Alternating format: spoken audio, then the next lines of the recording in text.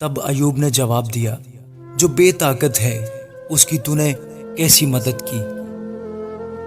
जिस बाजू में कुव्वत ही न थी उसको तूने कैसा संभाला? नादान को तूने कैसी सलाह दी और हकीकी मार्फत खूब ही बताई। तूने जो बातें कहीं सो किससे और किसकी रूह तुझ में से होकर निकली? मुर्दों की रूहें पानी और उसके रहने वालों के नीचे कांपती हैं। पाताल उसके हुजूर खुला है और जहन्नुम बेपर्दा है।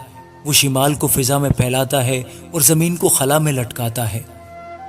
वो अपने दलदार बादलों में पानी को बांध देता है और बादल उसके बोझ से फटता नहीं।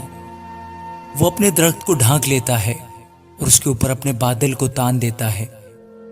उसने रोशनी और अंधेरे के मिलने की जगह तक पानी की सतह पर हद बांध दी है।